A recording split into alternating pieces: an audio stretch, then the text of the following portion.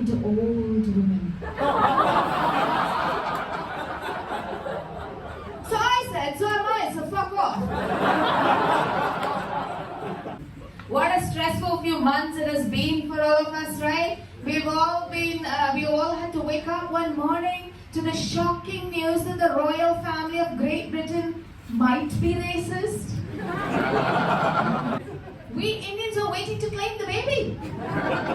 It's not Harry's baby, it's Hari's baby. I saw a lot of young tigers with old white men. So I said to one of them, I said, tell me one good thing about old white men. She said, well, they're going to die soon. You still have sex? That's a no. With your wife, I mean, so, eh?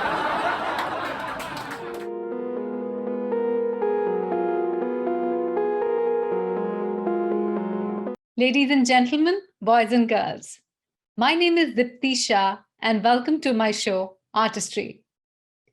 Today I have with me actor, producer and stand-up comedian, Miss Maitreyi Karnath. Hello Maitreyi and welcome to my show. Hi, thank you. Maitreyi, for the uninitiated, what does stand-up comedy mean? Stand-up comedy is just what it says. You stand up there on stage and you make jokes and you hope the audience laughs. And it's basically a one-man or a one-woman show. Right. So when did your journey and how did your journey with stand-up comedy begin?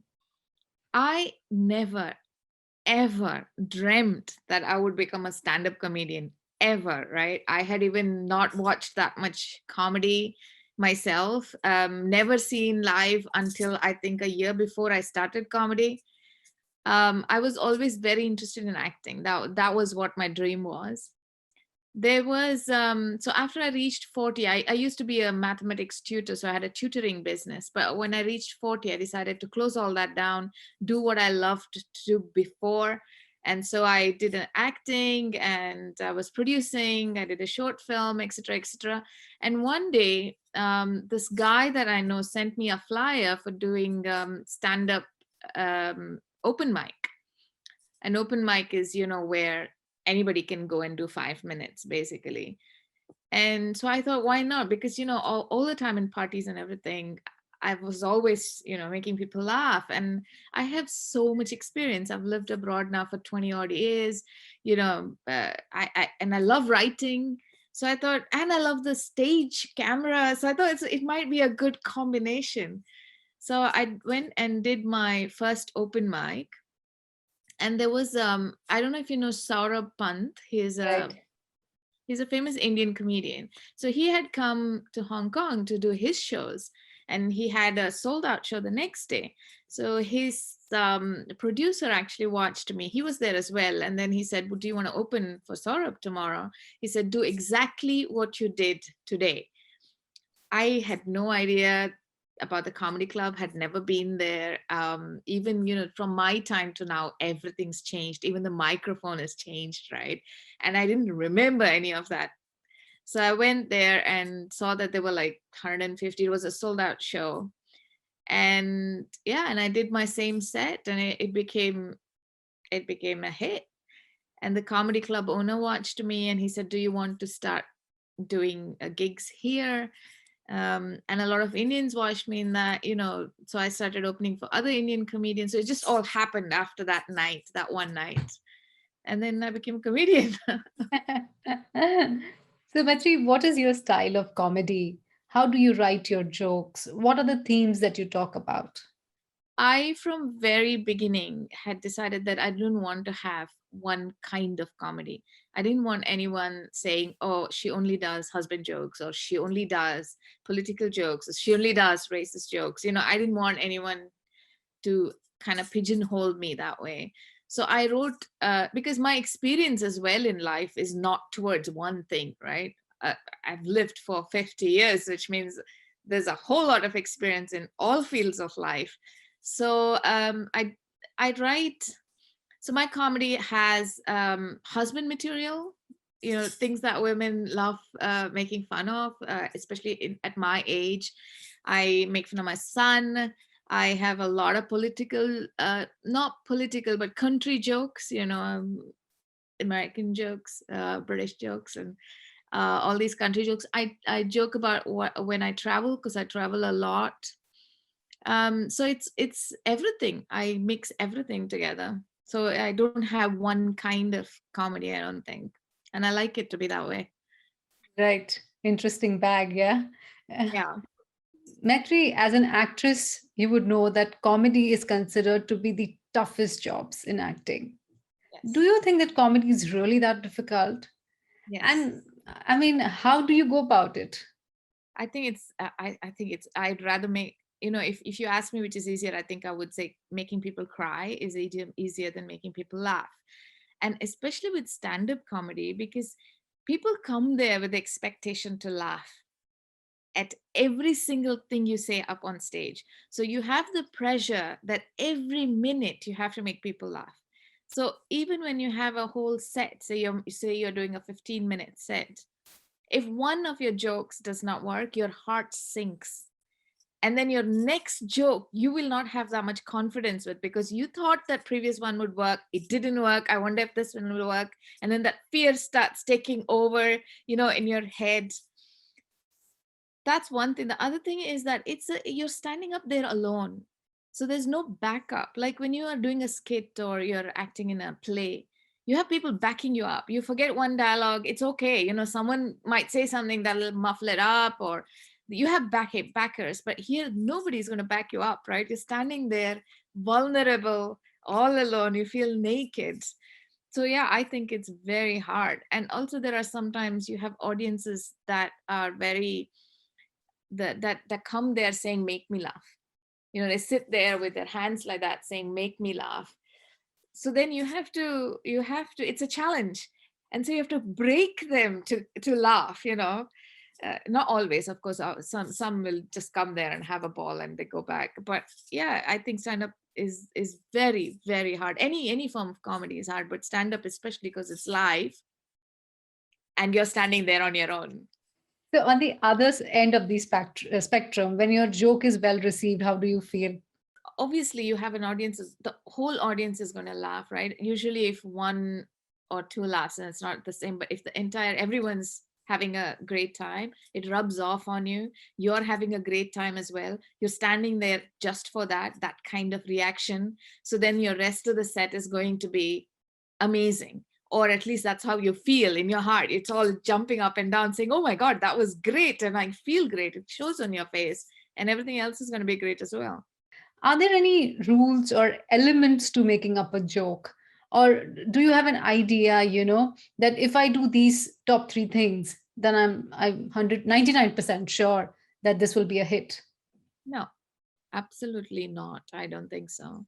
The first thing I have learned in comedy doing it is that your confidence has to show for the audience to be comfortable. You should be confident with your joke.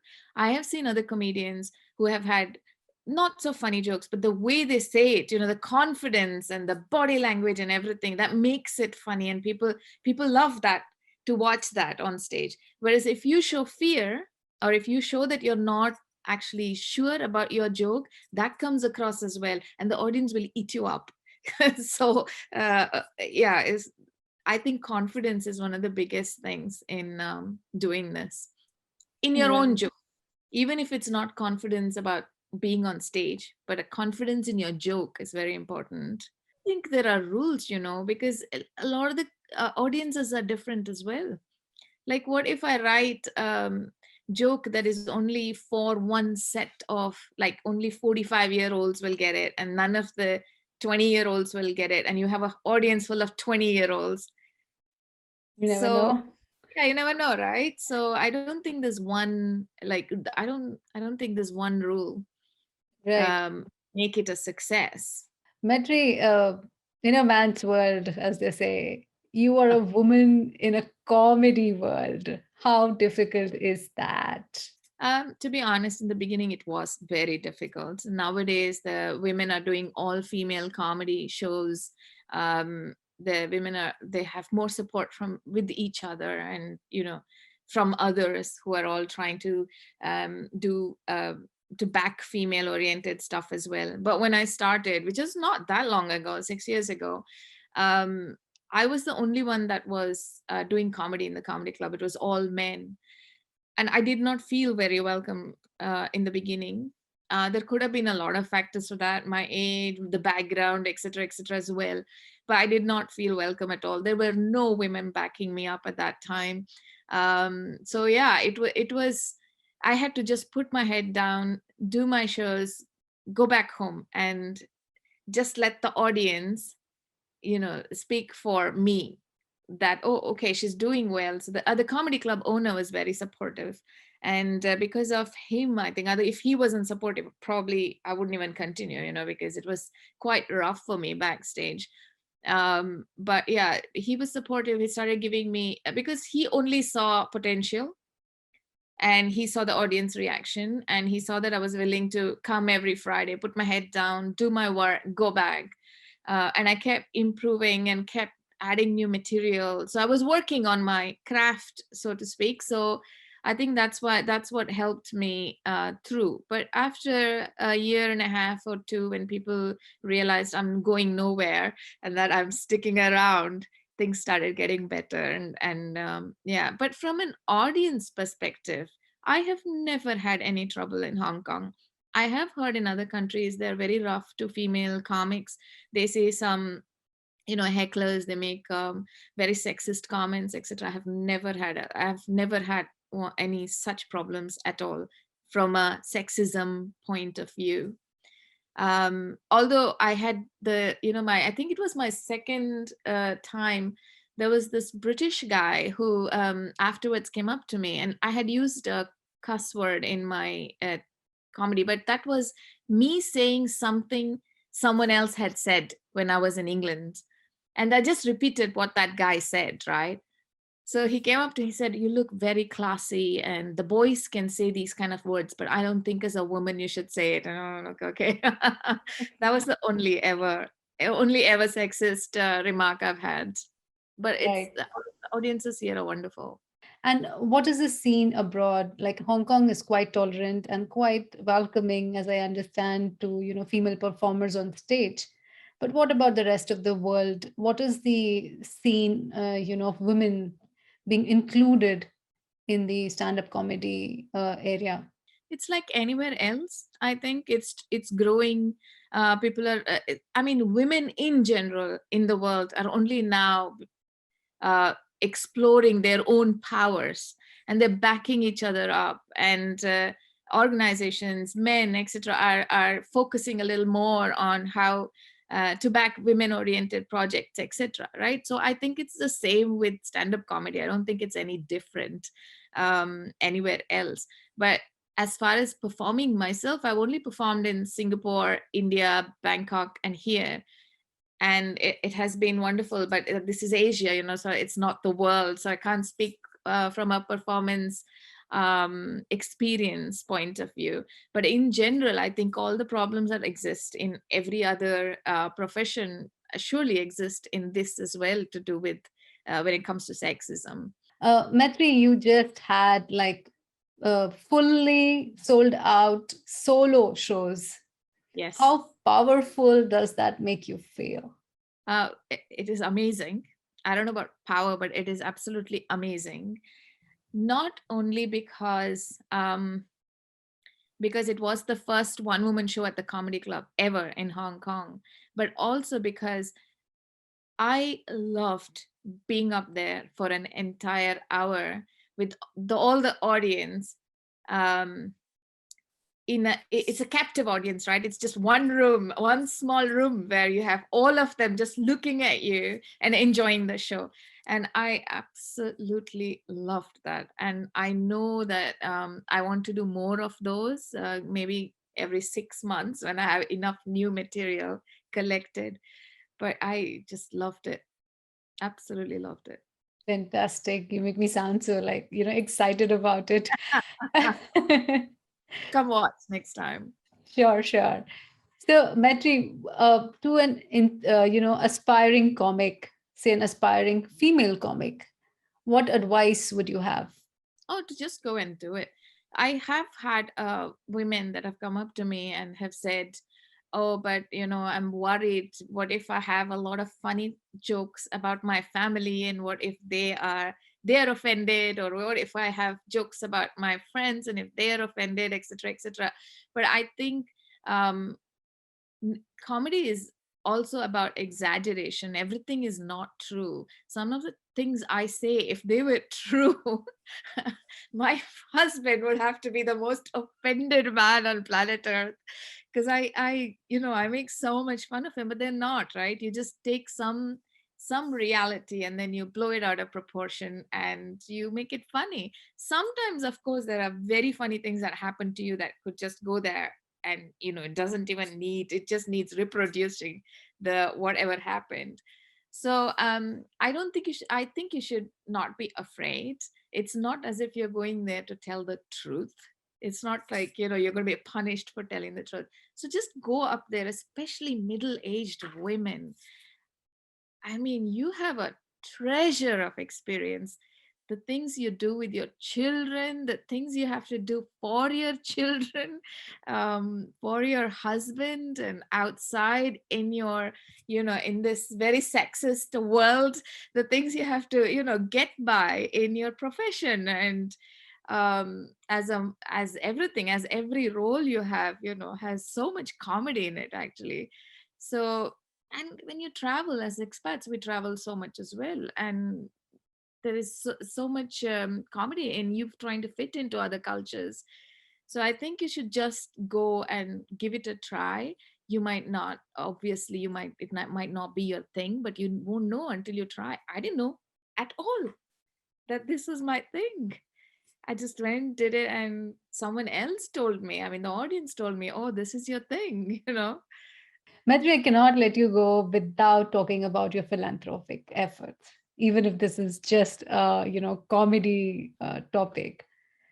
You do so much, helping everyone who needs it. Like, may a call to Team Maitri and they will be there for you. Yeah. How did it begin, and how do you manage your time and so much, effort? So it began with the typhoon in the Philippines, and I put together a team with my ex-helper, who was like a sister to me when she was here. She only had to leave because she fell sick, and she and I put together a team near Manila, and we started feeding, in the slums. So we would cook in our house. I would pay all these, we would buy all these material from small businesses so that they make money, and then we would cook in her house. My team would cook in her house, and then the police, they would put the food into the jeepney, as they call it, their van, take it to the police station. We have a policeman in our team. He would jump in, and then he would take them to the slums. And then we would feed the kids, about 100 children, every Saturday for 1 year. Every Saturday we did that without fail. And I started posting it on Facebook. And then I had so many people that said they want to sponsor a meal. So I had a waiting list of people that said, can you do it in my mother's name? It's my anniversary, etc., etc. So that encouraged me to do more.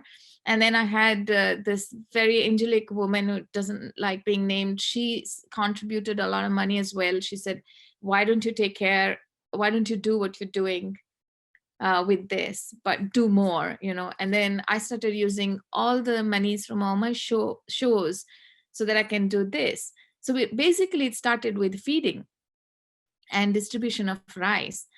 But then there was one experience where during one of the feedings, I saw that the house of the woman was in a very bad state, and she was in her 40s and she had a stroke. And so I told my team, something is telling me you need to clean up her house. So first of all, clean her house. So they cleaned the house, and we gave them the groceries. I couldn't sleep. And honestly, couldn't sleep all night. I thought she needs a home to live a dignified life. Like, she couldn't even go. Her toilet was so far from the house, she couldn't go out. The house was smelling, So immediately next day I said, I don't know how I'm going to do this, but I want a house built. So we put together a building team, another, team of laborers. We started building her house. She would not go. We built her a little shack to lie down, every day. She would sit outside, we would make her sit. She would watch her dream home. She said, no sleeping. I want to watch my dream home being built. Fourth day, she said, my team called me and said, oh, her hair is all matted. We want to cut her hair. We asked her permission. I said, yes, please do it. So they were cutting her hair. She was very happy. She said she wants to take a nap. She took a nap, never woke up. She died on the fourth day of us having started building the home. I cried bucket loads. So then the whole plan was, I was doing all this in my dad's name. So the whole plan was to build the house and put my dad's name out. But I thought, this is her house, her name, her everything. So we called it Madeline. Her name was Madeline. And we built a beautiful house for her. And then the whole house building thing started. And then I thought, you know what, maybe Madeline was sent to me to do this for other people. So we have now built 18 houses already for with the same laborer team.